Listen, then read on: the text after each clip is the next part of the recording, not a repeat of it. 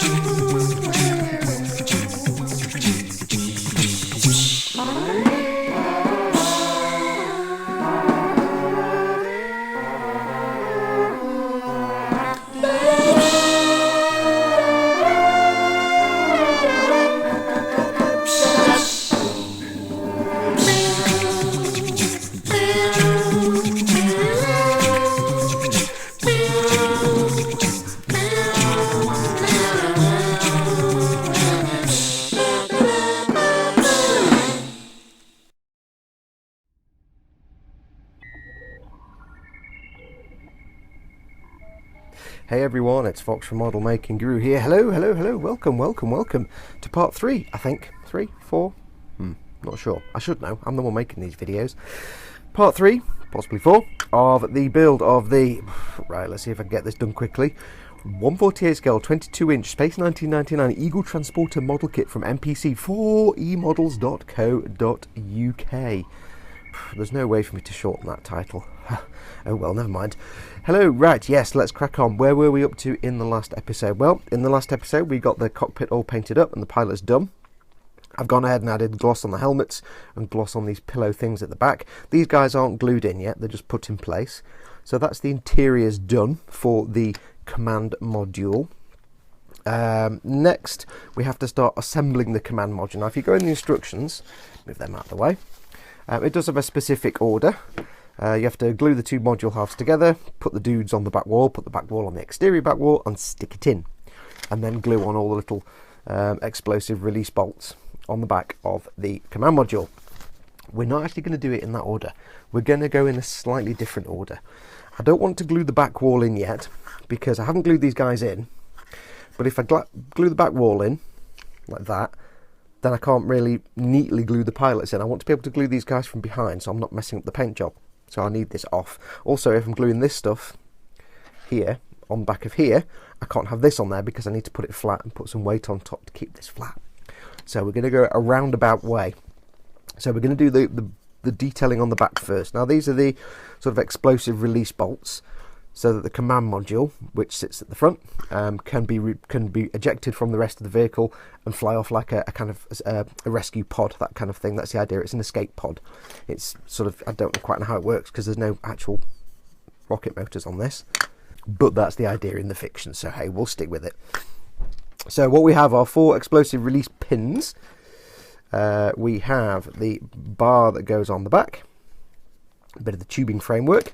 What I've done is I've gone ahead and taken all the flash and stuff off the explosive bolts, where there wasn't much flash, but there was a big seam line going right down the middle, which I had to go around and clean up.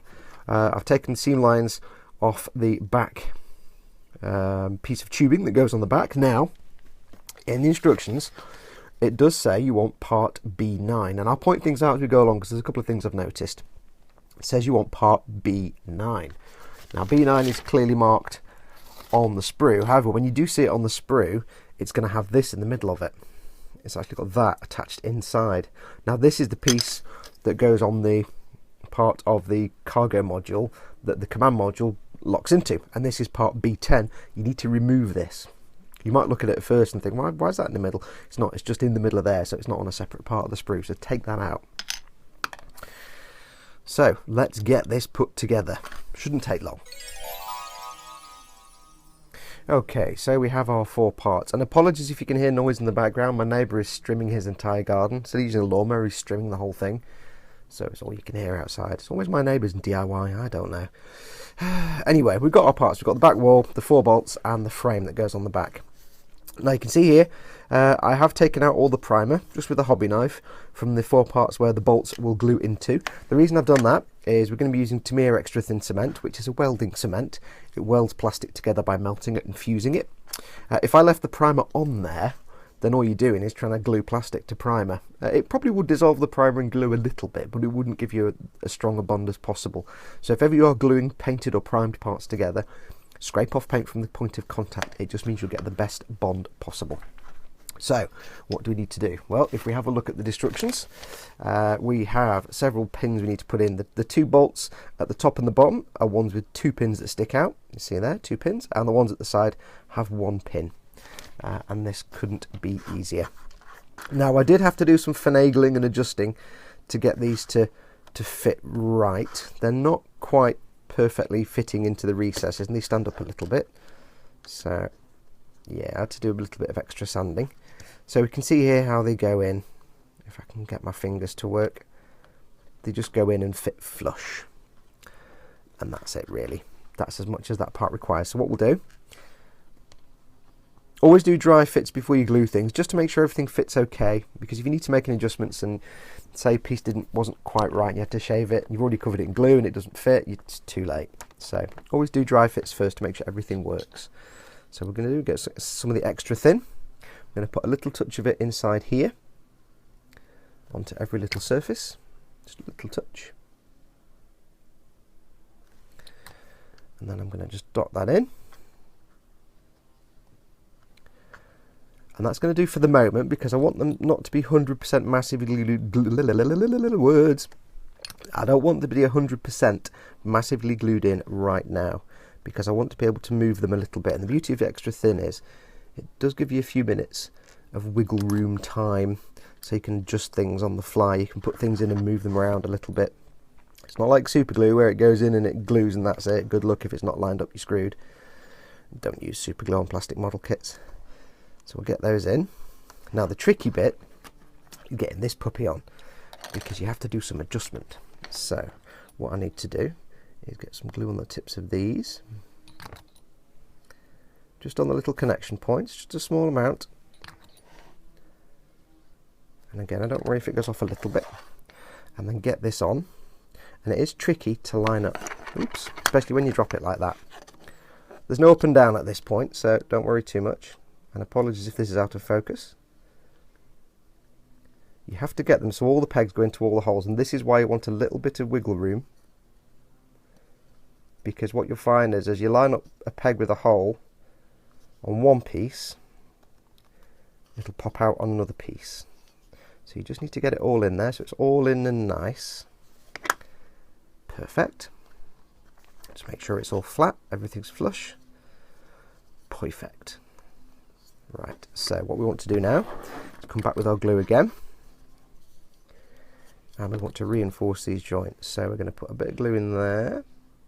And because this glue is so thin, capillary action will draw the glue into the points of contact where the pegs and holes are and help it glue a little bit. And then what I'm also going to do is run it into the edges here, just a little bit. Now I know I said scrape all the primer off, and apologies, this is probably out of focus.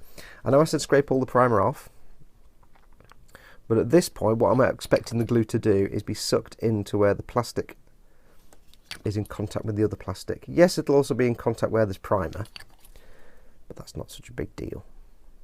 As long as it's getting sucked inside, that's the main thing. So we just carefully run it round. And I'm not worried if I take off little bits of primer with the brush like that, where I just misbrushed it.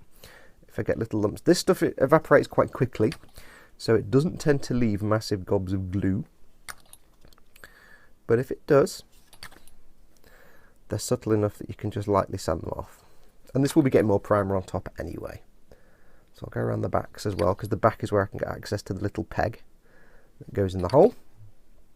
But like if you used a thick poly cement or tube glue, which I don't recommend, you'd be getting glue everywhere and it would just be a mess, and it would look a mess. So we just push that down. And now all I need to do is put some kind of weight on there to force it down. So I'm going to take my airbrush thing, sit that on top in the middle. And what that should do is put an even bit of weight distribution. In fact, no, let's not do that. Let's use a book. Do I have a book? Here we go. Here's a book. Episodes 1 and 2 of Mobile Suit Gundam. Probably a bit too much, actually. Let's just do 1, quite heavy. So I'm going to put this on top. And I'll just have a look around. Make sure everything's nice and flat. Yep, nothing's popped out. Just double check. Yes. Make sure nothing's popped out. And the reason I decided to use a book suddenly, and not the paint pot, is the book covers the whole piece and gives it even weight distribution across all 4 of those bolts. If I used that pot and left it there, it wasn't really covering the edges, so it could push down in the middle and it wouldn't quite line up. So this is putting even weight across the whole thing. It should make sure that frame is parallel with the base, the wall. The wall is parallel with the desk, obviously, so everything should come out flat. So I need to now leave this alone for about half an hour, 45 minutes. I can take the book off and put it to one side and let it cure for another couple of hours just to make sure. But that now, just checking underneath, looking pretty good. So I'll let this dry for a bit and we'll do the next step. Back in a moment. Okay, so the next step, while that's all drying, is to go for getting the pilots in. Now, as I said before, I don't want to be gluing on this side because I don't want to mess up the paintwork. And I probably wouldn't do much damage with the glue, but I'd rather avoid it. So what I'm going to do is go from the back, and all I'm going to quite simply do is get some of the extra thin. I've pushed these guys in. I'm just going to put some extra thin on those parts there.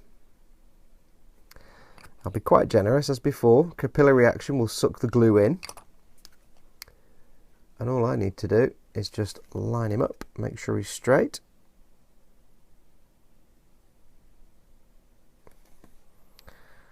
And that should be good to go. So I'll just do the other one. Again, I'll just be quite generous because I want a lot of glue to go in. It's not going to go anywhere. It's not going to splooge out all over the cockpit. But I need to make sure it goes into that little gap. So I'm going to just give him a little bit of a wiggle to get the glue moving around. And then just push him down and keep him straight. And that should be him done. When you're putting things together, if you can, give the bits a little wiggle just to get glue into all the little nooks and crannies. So I'll just put a little bit more on just to be extra safe. And then we should be ready to leave him to one side. So you can put more on if you think you need it. I'll be quite generous. So they're in, he's not quite straight. If you're adding more glue to a bit you've already glued, like say you're gluing something really small, and you're wanting to do a couple of applications, then when you add the new glue it can loosen up the old glue a little bit, so always just double check everything's lined up. So there we have it, they're in. So that's the pilots now glued in, so I'm going to put that to one side very carefully so they stay lined up. Right, now the bit I've been dreading is actually gluing the 2 halves of the command module together.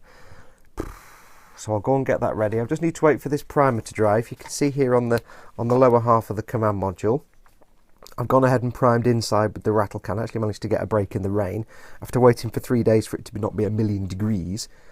I thought, right, it's not 1,000,000 degrees, I can go and spray this outside now, and then it started raining. So I'm like, oh. So I've just sprayed all the primer in there, not on the outside. The idea is, like I said in the first episode or second episode, I think, when you see the bottom windows, they're just going to be black and shiny, so you can't see through them. I could just brush painted that, but I want a nice smooth finish, and I don't want to paint from the outside because I want to keep the glass shiny. So if by priming them, all I'll do is you'll have a clear window and all you'll see is the black of the primer, which should look nice and smooth. So that's been done. So I'll go and get the other half. And this is the bit I've been dreading. Now I need to wait for this a little longer because I need to let this primer dry for a little while. So let me give that 10 or 15 minutes or so. And when we come back, we'll do this bit. I'm dreading this bit. Back in a moment. Okay, right, let's get these puppies glued together. Now we're going to use 2 glues. We're going to use Tamiya Extra Thin, and we're going to use the standard Tamiya Thick Cement. We're going to see if just gluing it works, but there are a couple of other stages we're going to do. Now you can see here what I've done. I've gone ahead and scraped off paint off all the joint here, where the 2 plastic parts are going to come into contact. And I've also scraped paint off the pegs on both halves, just so that they're in contact with plastic again, so it's plastic can weld to plastic, not plastic trying to weld to primer. And I've also got some masking tape for taping up. So this is where it all goes horribly wrong probably. All we're going to do is start off by coating the edge in that extra thin. Now we need to work a little bit fast because this stuff does dry reasonably quickly. Reasonably, not super fast, but it does dry a little bit quickly, and I'm being quite generous. You can see it's going inside there and pooling around. That's fine. I just need to get glue on here to start with. I'm not worried if I'm going to get glue on the outside or fingerprints on the outside or anything like that.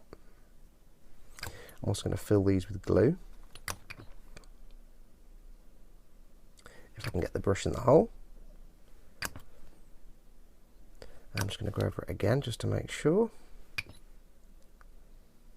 It's quite stressful doing this, you know. I can feel on my palm there's actually some glue gone around the outside, but that's fine. Now what we need to do is get the other half and quite simply slap them together. If I can get the holes lined up. Okay, so you can see I've got a thumbprint there, but it's not the end of the world. So that's those together. What I need to do now is go back in with the glue and run it inside there again to get that to join and weld. What I want to do now is start working my way around. You can see I've scraped some paint off the outside here. There's a very good reason for that. I want to be able to see what I'm doing later on. So I'm going to run this along the edge here with the capillary actions. And this should hopefully go into the gap.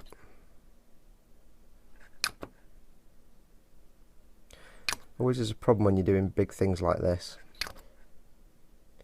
These kind of seam fillings. I just need to basically squash that together as best I can. Because what will happen is, as the glue is starting to melt the plastic, squashing it together will gloop some of that mix out. And that gloop that comes out will act sort of like a filler. And if I can, I always try and avoid using fillers because I hate using fillers. They just do my head in. I can't be doing with them. So what we're doing is we're going to work our way around and squeeze, squeeze. Make sure we get a lot of glue in here because these bits need to be glued.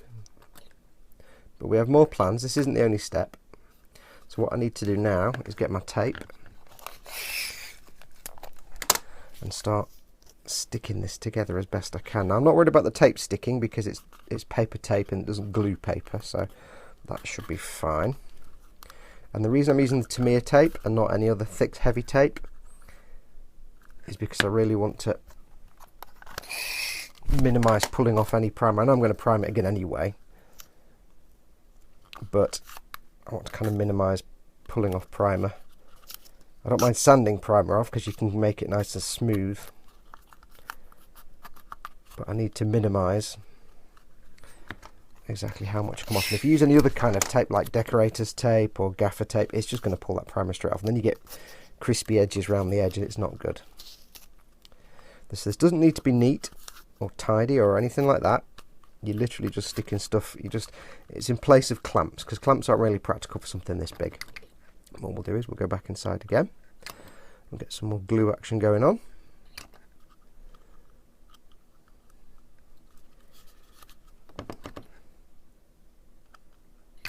And this is just the first step, remember, this isn't the final step. I'm also trying to keep it away from my windows if I can. So that's the first step.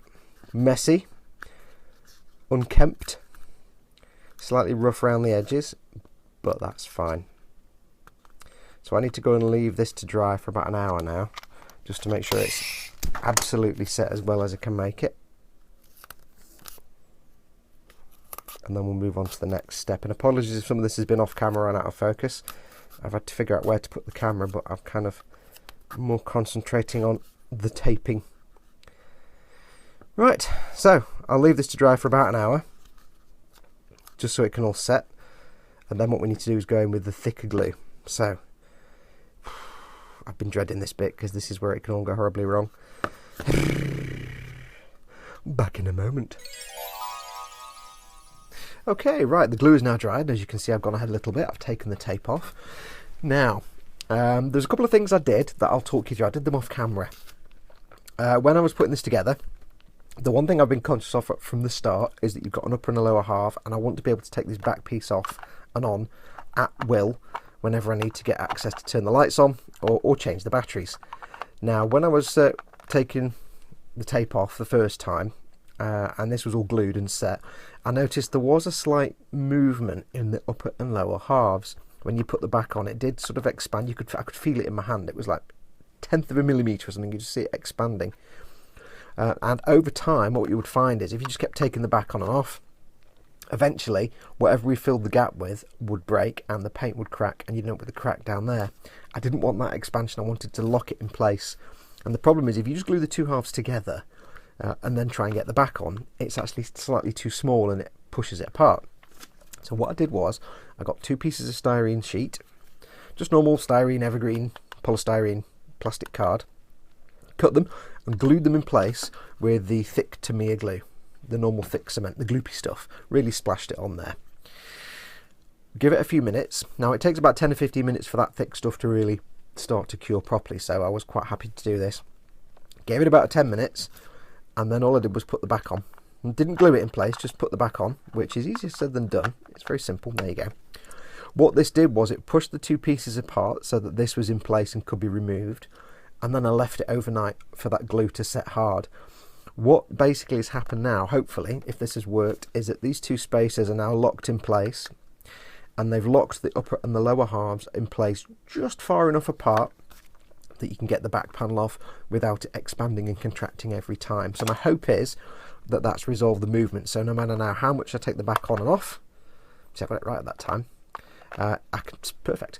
I can now take this on and off to get to the lighting or the batteries with no problem at all. The other thing is, of course, it's still got a perfect grip. If I do it sideways, it will fall off, but if it's up and down, because the 2 teeth on here that are locking into the little holes, it's not going to fall off. So that can sit happily on the shelves. I can pop this off, turn the lights on, pop it on, and this just isn't going to fall off. It's got fine enough grip.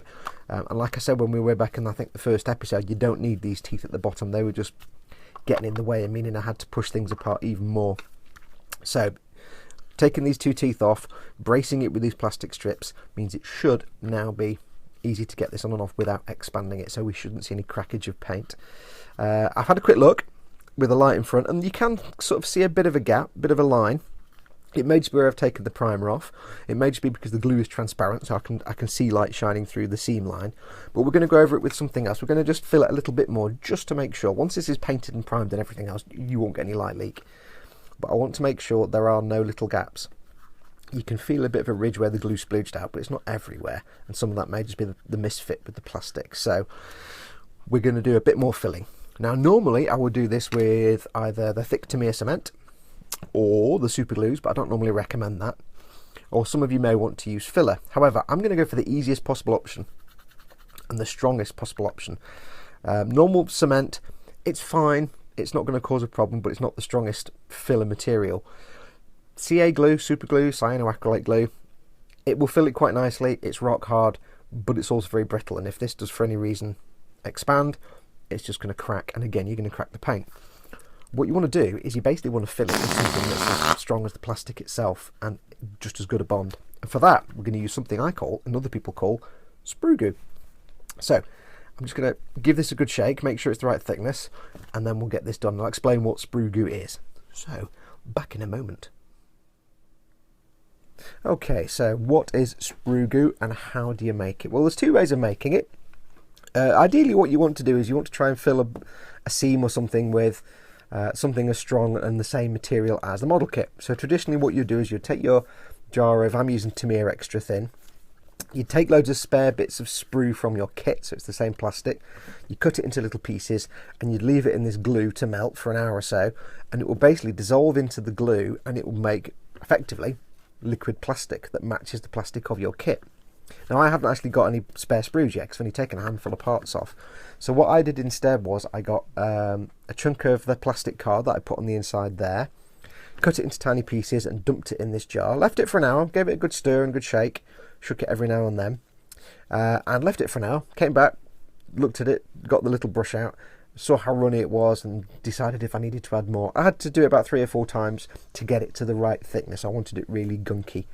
And basically what I have now is this thick, stodgy gloop, which is effectively just liquid polystyrene. It's liquid plastic. As I say, I would prefer to use the sprue from the kit, so that I'm basically filling the gap with the same plastic as the kit, but I don't have any spare sprue yet, so it doesn't matter. But plastic card is just as good. Some people tell you how plastic card is better because plastic card is pure polystyrene, and the stuff on your kit may also include other plastics in there. That's nonsense. Pure polystyrene is basically clear canopy material. Yeah, that's not happening. So ignore all that. It doesn't really matter if you use plastic card, if you use bits of sprue, pieces from old kits. It doesn't matter as long as it's plastic and you can dissolve it in this, as long as it's dissolved by this stuff. Now this will stay liquid in the jar. You have to give it a jolly good shake. This will stay liquid in the jar pretty much forever, and you can use it as and when you want. The advantage of this stuff is it's polystyrene, so once it's on here and once it's set, it should be rock hard, so I can sand it as normal, just like it's a normal piece of plastic. And the other thing is it will fill the gap, obviously. It'll seep into the gap and that will fill it nicely. The other thing is if you're doing a model where you've had to sand over, say, panel lines, this stuff is great if you need to then go and scribe in some panel lines. If you use CA glue, it's not ideal. Like I said before, it's brittle, so if you try and scribe a panel line through CA glue, it can go a bit fuzzy and lumpy or crumbly.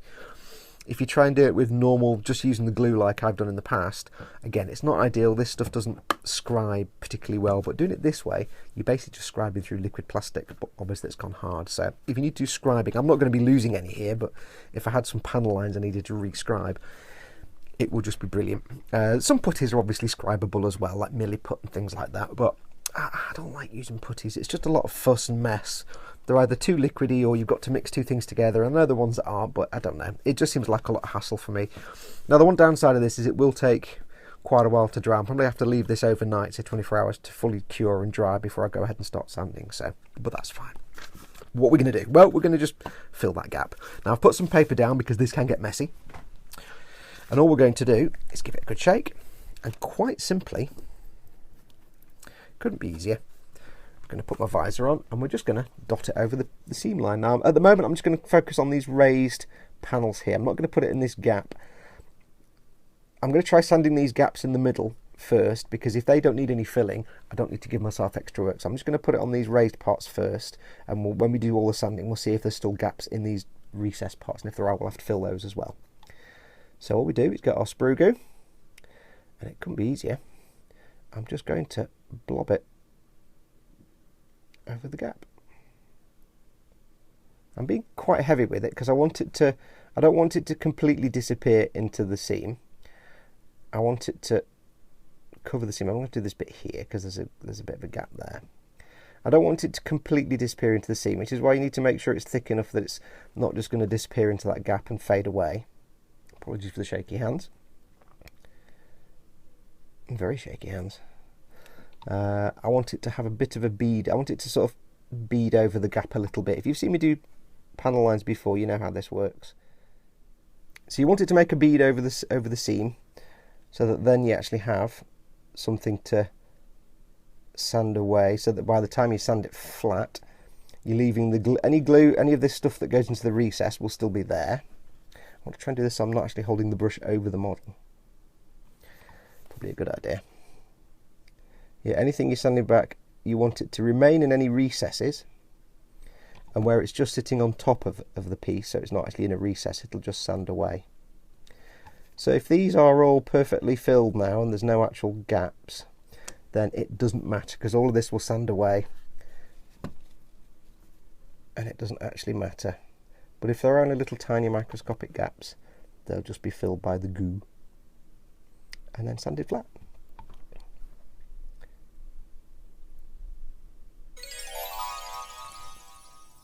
Okay, so while that is now drying, all the sprue goo on it, so I'm going to leave that for, I'll probably leave it over the next 24 hours now before I go anywhere near it. We need to get this back piece glued on, and this could be fairly straightforward, hopefully.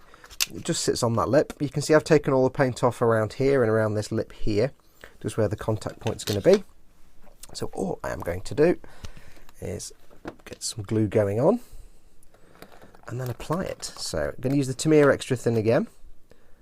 Just going to go straight in along this edge first of all, very carefully. Move that out of the way for security purposes. Very carefully, just run it along here just to get some glue on it.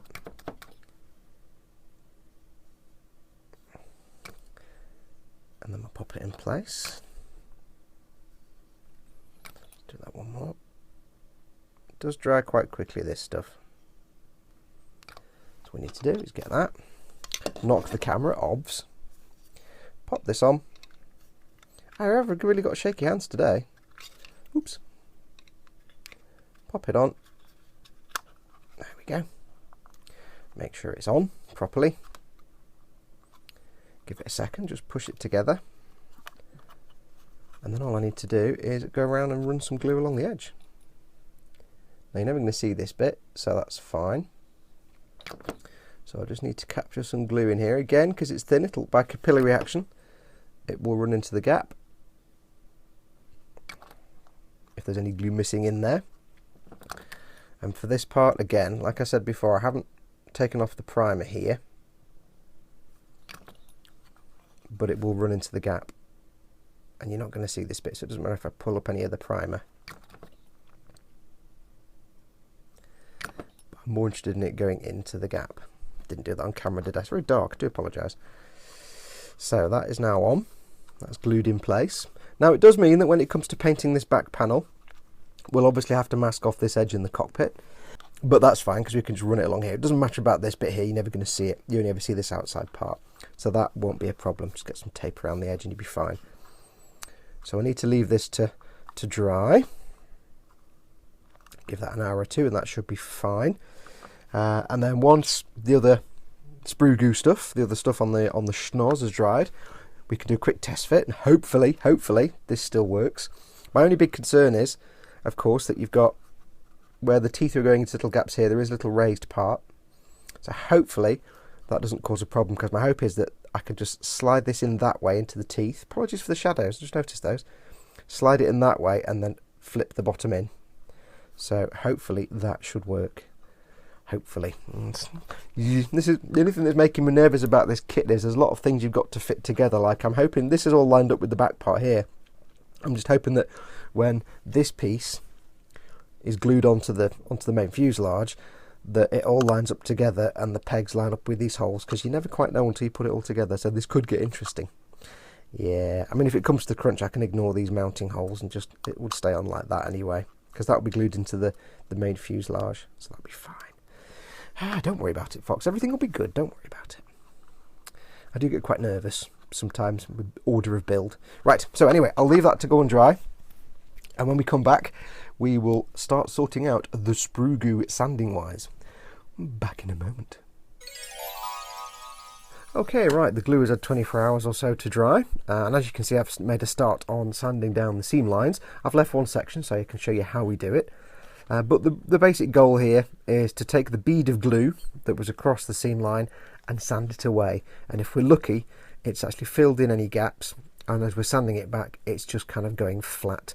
Because the plastic card was white, it kind of blends in with the white anyway. But, you know, you can see little lines here. That's fine. We'll find out if that's just a bit of the glue in the plastic card showing, and if that is truly smooth when we do another primer coat.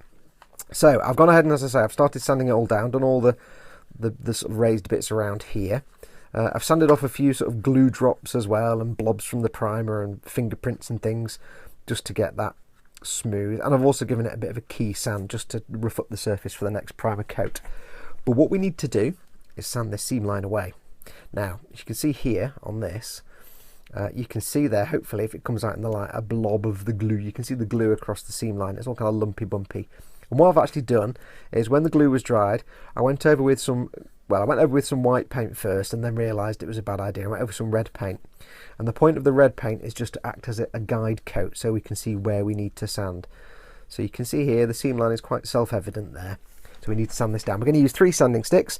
I've got 2 UMP sticks, the slightly rough one, and the spongy sort of finishing stick. Now you can see these are terribly black and horrible. This is because I've been sanding the primer, so this will kill your sanding sticks. You can wash them out. You can wash them out. And then I've got an other stick, which is not a UMP stick, let's just leave it at that, but it's a polishing and buffing stick. It's the sort of polishing side here and the buffing. Now you don't need to do this bit, but I'm going to anyway. So what do we need to do? Well, dead simple. Basically, we take our sandy stick, the rough one first, and we're just going to sand away what we can see here. So all we need to do is, following the curve, because the surface is curved like that, we need to just fairly gently, just carefully sand in one direction, and you'll see why the guide coat becomes apparent. So what we can see, if we sand away a little bit, is that we've taken all the red paint off here. We've still got red paint here, and there's some black and there's some of the white paint I put on there as well. This red line of paint here tells us that this is a lip. This side is raised up above this side, because as we're sanding across, we're not catching this red paint. So what we need to do is keep sanding till we basically get rid of that line of red paint there. I'm not too fussed about this bit up here, because that's just, I'm not really sanded that bit, but we're trying to sand over this line. We've got a blob of glue over the top of the line, and we need to sand that flat, so we've just got a flat surface. So I need to keep going. We're basically trying to get rid of a very faint step. Now I'm being careful because I don't want to sand away these edges. So we'll go from this side as well, as I knock the camera, as I will do, always knock the camera. So we'll go from this side as well. And we'll just start to work away. Now it may take a little while. This sanding stick is kind of gunked up with paint now, and sanding sticks don't last forever. So we'll just keep going. It helps to have a podcast to listen to, or some music to listen to while you're working, while you're doing this, because it can get quite boring. So you can see now we're taking a lot of the paint on this side away, because we're going from this side, but we've still got this line of paint here. So we'll go back to the other way, and as we knock the camera again, we'll crack on and do more. Now I am being careful not to really try and fade these edges at all, so what I'll do every now and then is just hold it up to the light and make sure I've still got some nice edges.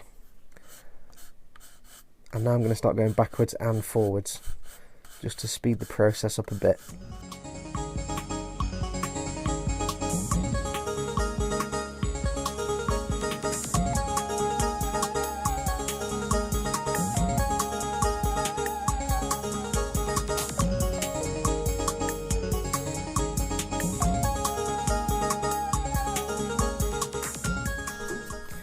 Okay, so you can see now we've got rid of most of the red paint.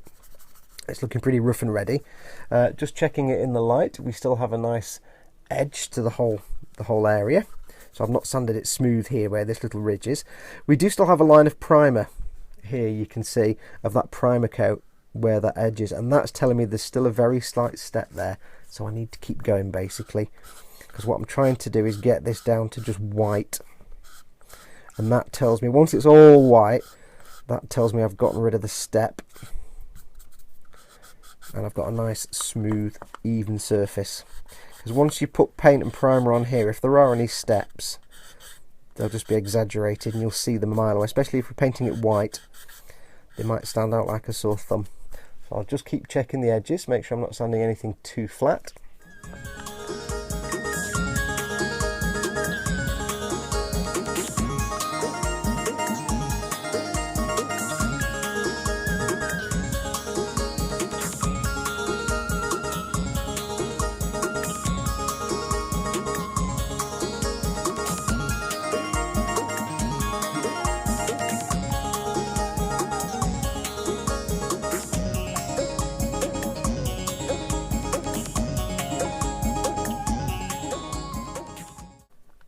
Okay, so I've just had a look in the light, and that's now pretty smooth. There's still a tiny bit of the primer there, but it's not anything you're going to notice. That may just be primer from inside that's seeped through. By constantly holding it up to the light at different angles, I get to get the light to shine on it, and I can see if there's any visible gaps or holes. Just try and get it out, there's nothing there. So that's that sanded away. I need to come in with the spongy stick now, and just very gently go over the whole thing. And this isn't doing any kind of real sanding in terms of sanding anything away or removing any bits. This is purely to clean up the sanding marks that I've just put in the plastic with the last sanding stick. So this is purely a clean-up operation now. Because every time you sand, you leave sanding marks, and you need to get rid of those. Most primers will cover up very faint and very light sanding marks, but you don't want to make any assumptions. So just sand it smooth.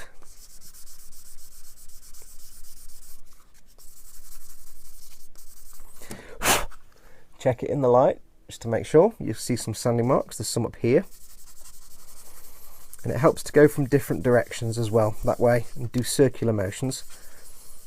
Because this will put its own sanding marks in there, but they'll be finer than the ones I'm taking out. If that makes sense. You're basically taking sanding marks out and replacing them with finer sanding marks. So the trick is try and get it as smooth as you can. And then when you finish, go in with the polishing stick. You don't have to do this bit because the primer will probably be fine on here, but I'm going to do it anyway just to demonstrate. Again, it's a two-sided stick, slightly rougher surface and then a really smooth shiny surface. So I'm going to go in with the slightly rougher surface first. This is the polishing, I think that's how it works. This is just to put even more smoothness on there. Try and mitigate any sanding marks that the last section's just put in. And then go in with the polishing side just to really smooth it up to shiny plastic. And this also helps you see if there are any little pits and craters, because it'll be shiny reflective now. So there we have it. That has now been sanded. Now it is still quite scratchy. There's lots of little scratch marks on there. So I'll probably spend a little more time just trying to smooth that off. I'm just doing it quickly for the camera. But if I hold that up to the light, I can see it's as smooth as a baby's bottom. So hopefully, when primer goes on top of this now, and I hold it up to the light, I won't see any little pits or marks or dings or anything. It's just filled it in nicely. The gaps between these little sort of, I don't know, crocodile scales you could call them.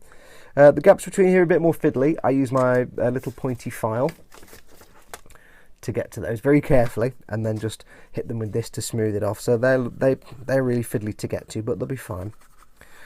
So that has now been done. You can still see the line. You can see it here. But like I said, what I'm hoping is that that's not actually a recess or a lip. I'm hoping it's just where there's primer, say, oozed through. And so, of course, by default, then it looks darker because it's glue and primer mixed together.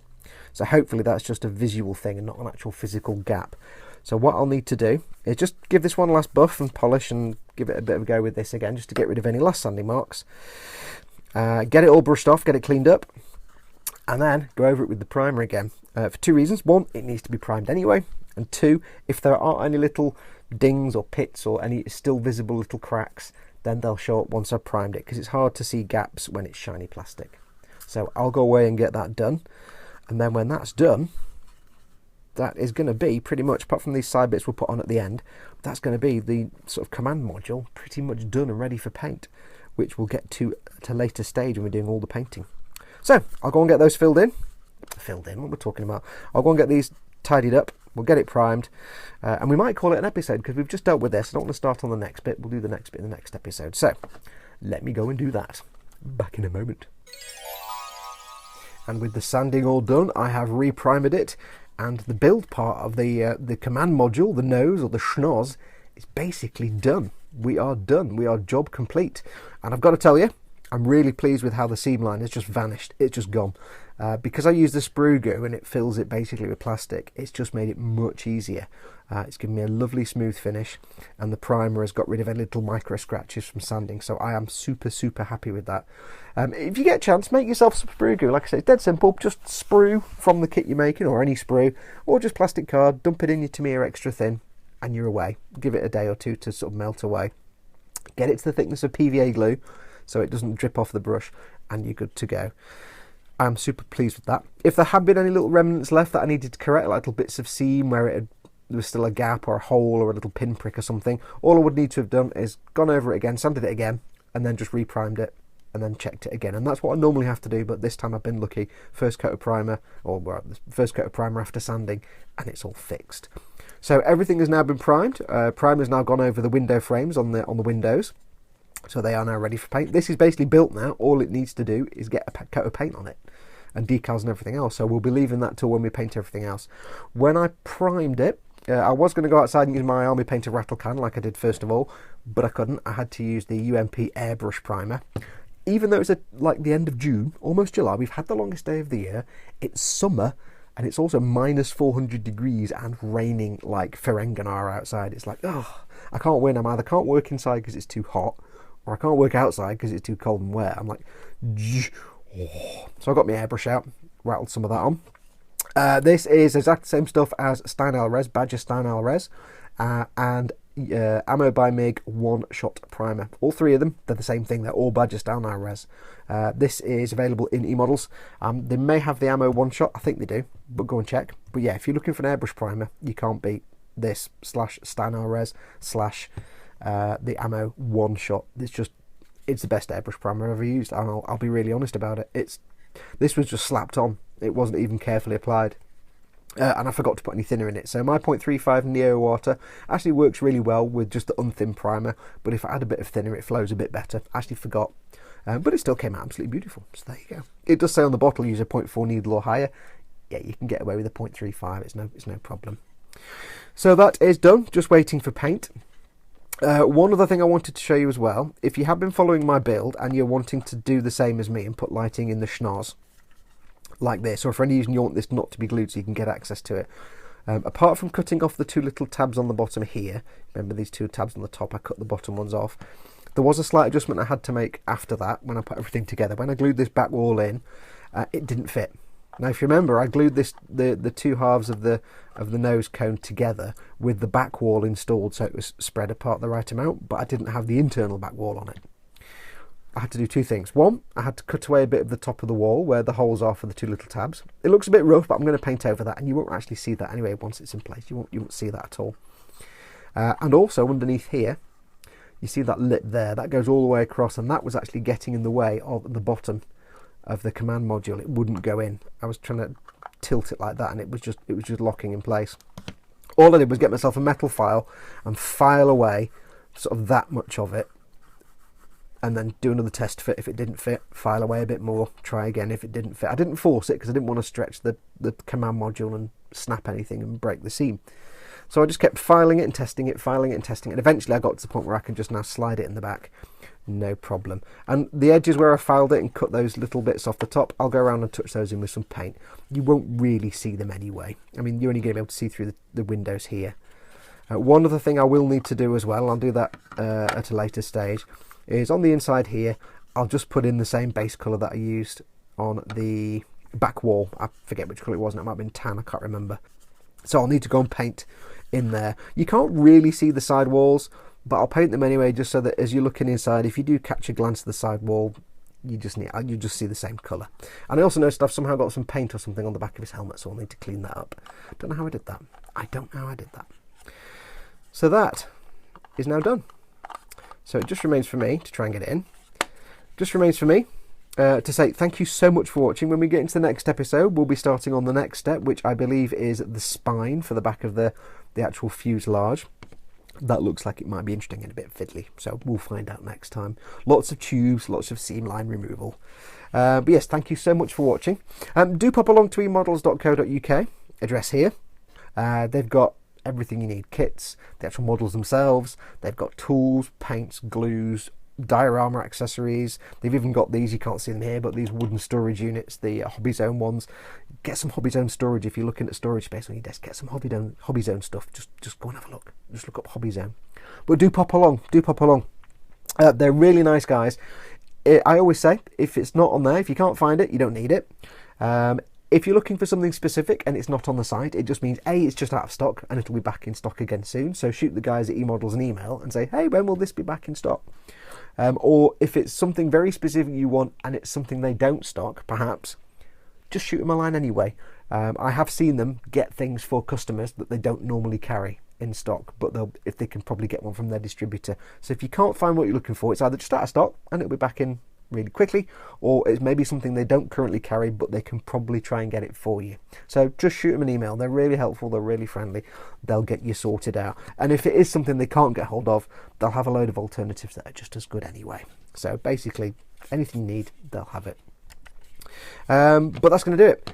Thank you again so much for watching. Do take care of yourselves. If you're making this, I hope you're enjoying it. Good luck with your seam. This was filling me with dread, so now that's done, I can relax.